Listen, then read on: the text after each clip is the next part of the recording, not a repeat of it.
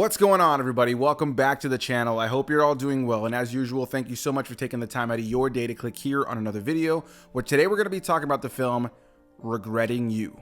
Directed by Josh Boone, this film stars people like Allison Williams, McKenna, Dave Franco, Mason Thames, and more. And before we get too far into this, I want to make it clear that I am not familiar with the book that this is based on. The film is based on a book that's written by Colleen Hoover, who also wrote things like It Ends With Us, which also got a film adaptation last year with Blake Lively, that at this point most people know because of the controversy that spun out around that film. But yeah, when I saw this film was coming out, I think the thing that pulled a lot of people in for sure is Mason Thames and McKenna being at the center of a lot of the marketing and a big part of the film, of course, and they are a real life couple. So as a fan of Mason Thames and McKenna as their own actors doing their own things, and then learning that they're a real life couple going to play a romantic little duo in this film, I was excited to check it out to see how that like real life chemistry would be on display in this film. I was also pretty interested in the rest of the cast, and quite frankly, I wouldn't say in general this film was something that was calling my soul, but I was intrigued to check it out. So when I got the invite to come check this film out just a little bit early, I was open to checking it out. So with all that said,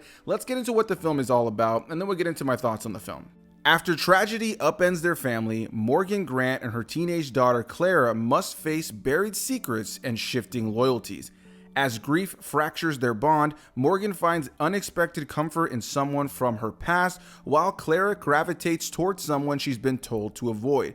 Together, they'll have to decide what it means to forgive and what it takes to rebuild trust. And I'm happy to start this off by saying that I honestly really enjoyed Regretting You. I want to make it abundantly clear right out of the gate that going into a film like this, I'm expecting something sappy, something melodramatic, something that in a lot of ways isn't for me. If you look at a guy like myself, you probably don't think this guy's going to all the rom-coms, this guy's gonna love all these kinds of films. But quite frankly, I grew up with a mom who loved watching this kind of stuff, loved watching Hallmark films, and I actually took my mom as my plus one to go watch this film. Shout out to my mom.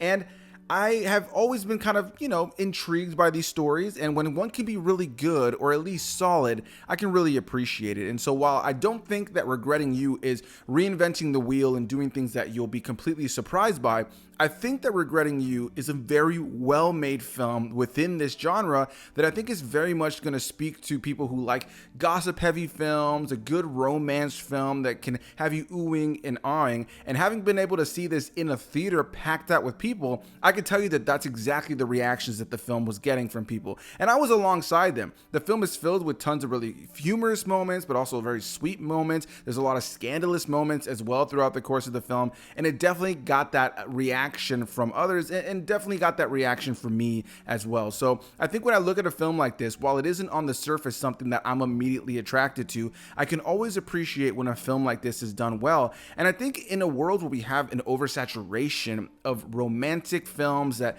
feel just in tone like they are based on a fairy tale like book story, which is very much what this is, I think it really comes down to execution. And in the case of this film, I think this is exactly what every Hallmark movie wants to be, and I mean that in the best possible way. I think the film fully understands what it's trying to be. It leans into the tropes of this genre, again, not trying to reinvent the wheel, but instead execute on them well. And I think it's all really well performed by the performers here. Allison Williams does a really great job as her character in this film, Dave Franco alongside her, as two people who were in love with two different people that they were very close. You have Allison Williams and her sister Jenny in the film is with Dave Franco. You have Scott Eastwood's character Chris, who is with Allison Williams' character.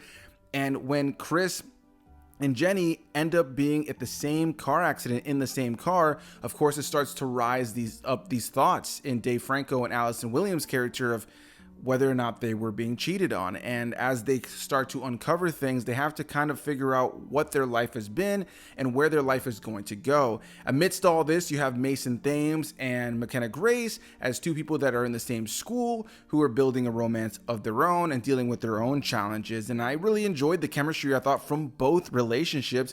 I'll be honest in saying that, surprisingly, I thought that Mason Thames and McKenna narrative was going to be the one I was the most attracted to. And while it is certainly very adorable, and there are some great moments, especially near the end, that bring that relationship into a really, really fulfilling place for anybody just watching one of these movies. And there's some fun ups and downs with the characters, and their off-screen chemistry is obviously so present in the movie. I actually found myself more intrigued by Allison Williams and Dave Franco's whole storyline in the film. I found that there was a lot more to connect to. I found myself more compelled by their story. And I think a lot of that has to do with the fact that they have a history, they have a friendship that they can pull from. And between flashbacks and certain moments of recalling certain memories, I think this film does a good job of really building upon them. So you have two different romances in the film amidst this tragedy that's going on. And it, in a lot of ways, does feel very melodramatic. It feels very sappy at times. It feels very much like one of those films. But I'm okay with that so long as the film understands what it's trying to be and executes on it well. And I think when it comes down to Regretting You, it does just that. As far as overall filmmaking, as a cinephile, I can appreciate that this was a very solidly made film in terms of cinematography and things like lighting, you know, costume design, set design, music choices, all that kind of stuff. Very cliche stuff that you would feel like you would see in a rom-com of sorts or anything that feels hallmarky. But I think it's all solidly executed, and where this film really does kind of rise to the occasion, I think, is in its writing. It has a lot of great moments of clever writing, some great moments of humor and dialogue between the characters that I felt made the film engaging and more fun to watch, despite it feeling like something that might feel tried and true and cliche for this genre. Overall, I found myself impressed by it, and I think all of the cast members helped to elevate the material.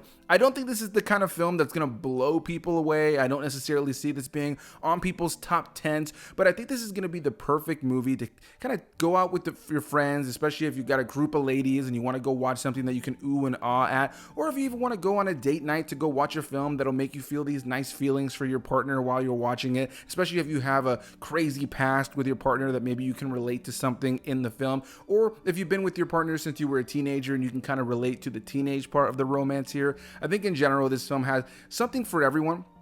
And based on the reactions within the theater I was in, it seemed like people were having a lot of fun with it. So I think this is the kind of movie that if you can catch it in theaters with a lot of people reacting to it, having a good time, you'll probably really enjoy it. Again, it's not doing anything mind-blowingly different and crazy and changing the scope of this genre and this kind of a movie, but it fully understands what it is. It's well acted, it's cute, it's fun, it's silly, it's engaging, and it gave you those nice heartwarming feelings by the time you got to the end of the film.